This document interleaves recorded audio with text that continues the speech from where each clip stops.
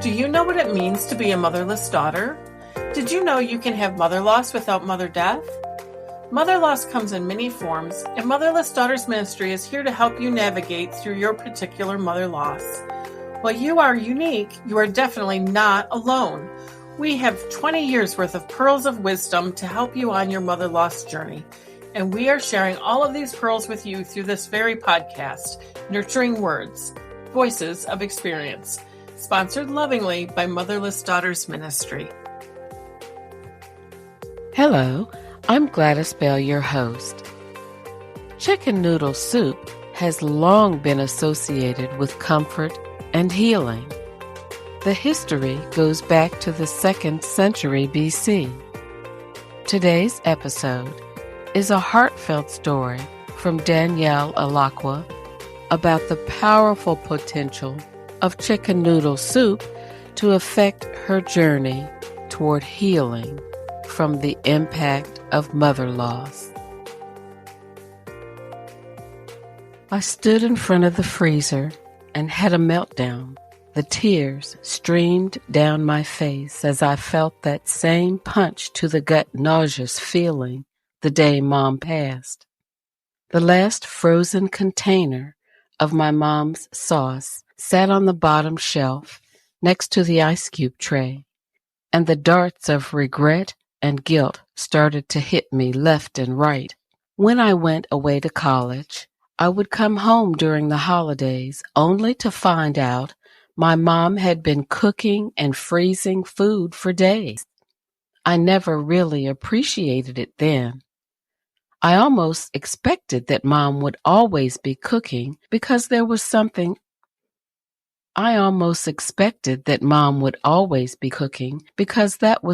she just loved to do. I never tasted sauce from a jar for decades on end because my mom would boil and stew fresh tomatoes on the stove for hours and then pack them up. Jar sauce was a bad word in our house growing up, and Tupperware was a household name. My mom made the best sauce on Long Island, but she also made the best homemade chicken noodle soup ever. My mom loved to cook, especially for other people. I don't know if it was the chicken she used or the half of Saison packet she secretly threw in, but her magic ingredient in the soup has scarred me for life. I mean, something was just special in the way she put food together. And when you came to my mom's house, she always had to feed you, whether you were hungry or not. The first words out of my mom's mouth would be, "Are you hungry?" as she placed your favorite meal in front of you and poured some crystal light pink lemonade in a glass. My mom was a mom's mom. She knew how to make even a stranger feel comfortable and warm. Her home was your home, and you never left hungry. If she knew you liked a particular food, she would make it. I had a friend whose husband loved eggplant parmesan. He would never admit it to his wife or mother-in-law, but secretly said my mom made the best eggplant he's ever tasted in his life. There was just something about her cooking. Even though it sounds like a cheesy Hallmark commercial, she just cooked with so much love. I laugh as I sit back and think how she would even cook for my dogs, her grandpups. She would pick up the small Yorkie and tell me I was working too hard and wasn't feeding the dogs enough, as she boiled 3 hot dogs, one for each dog, of course. Now, just short 4 months of Mom's passing, I realize I will never taste her cooking again.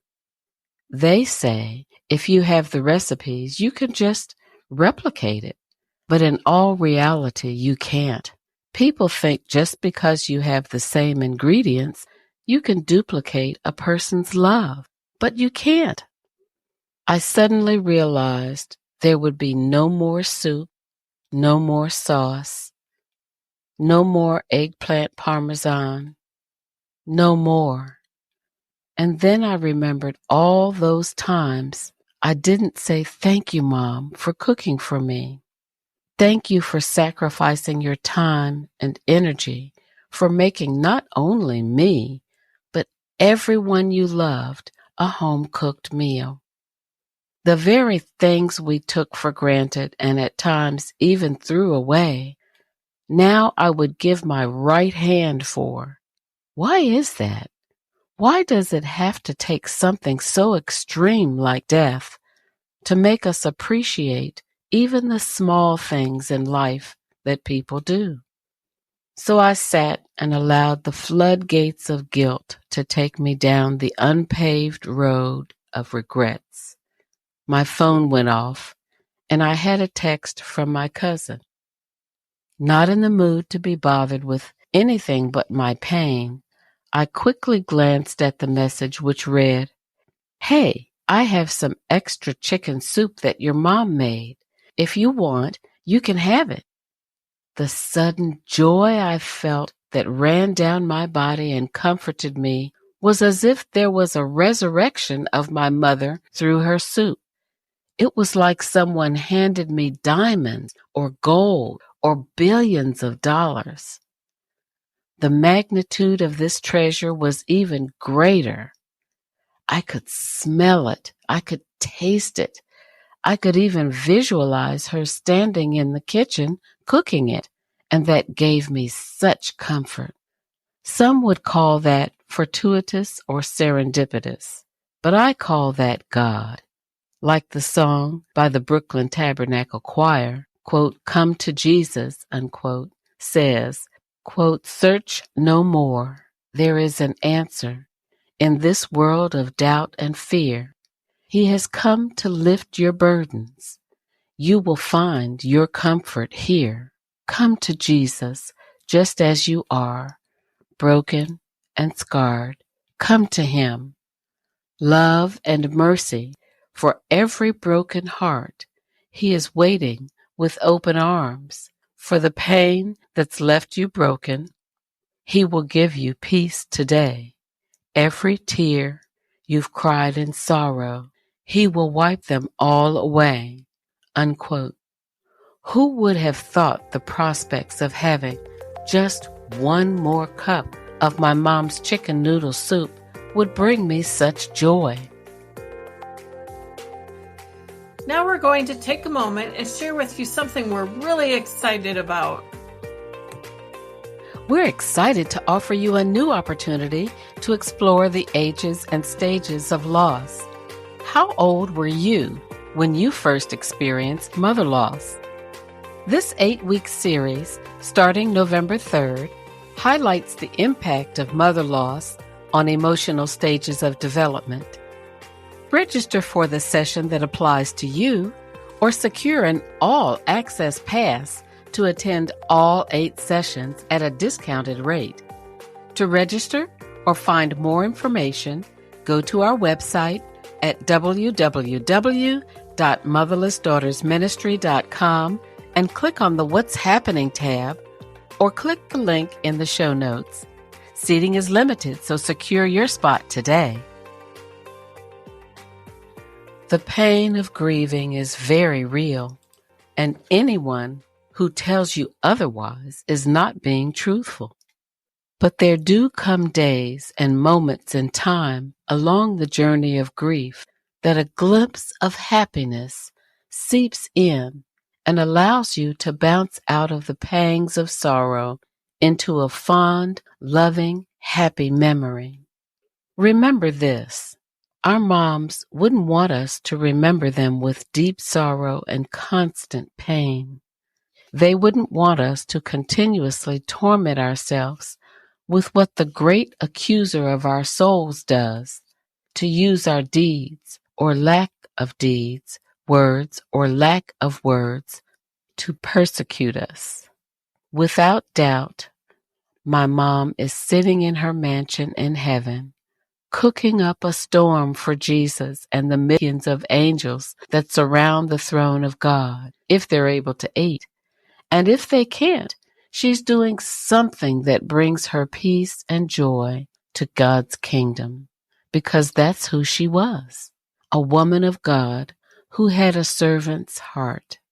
And through the tears that brings a smile to my face, like the song by Casting Crowns says, quote, I can only imagine what it would be like when I walk by your side, unquote. What this memory did for me was bring back to the remembrance that God has given us all a special gift, an anointing that makes each of us special. 1 Peter 4:10 says, as each has received a gift, use it to serve one another as good stewards of God's varied grace. And Romans 12:6 says, quote, having gifts that differ according to the grace given to us, let us use them, unquote. My mom was blessed because she knew what her gifts were, and she wasn't selfish with them. She loved using her gift to bless others. That is what I seek to emulate from her. Through the memory of my mom's cooking, God gave me comfort. I'm so thankful. I guard my last Tupperware of chicken noodle soup in the freezer and find comfort every time I open the door and see it, knowing God blessed me with a mom who blessed his kingdom with her gifts. Take a moment, find your frozen chicken noodle soup, and allow yourself a minute of reprieve with a happy memory. There is an entire series of more than 200 variations of the book Chicken Soup for the Soul that originated in 1993. It consisted of real-life inspirational stories that had been shared with the authors, who are motivational speakers. They wanted the book to, quote, soothe and provide comfort just like their grandmother's cooking, unquote. For Danielle, it was chicken noodle soup. For you, it may be something altogether different, but bring the same comfort. Some may have to dig below the surface for happy memories, but it is well worth the effort. For within those memories is the capacity for a measure of comfort, a way to maintain your connection, and possibly find some healing. Remember, you are not alone. Have a blessed week. Thank you for joining us on today's podcast. If you are in need of more nurturing words and voices of experience, we encourage you to listen to our other episodes, hit subscribe, and come check out our Motherless Daughter resources on our website at motherlessdaughtersministry.com. You can also find us on our YouTube channel and in our Facebook community, Motherless Daughters Ministry.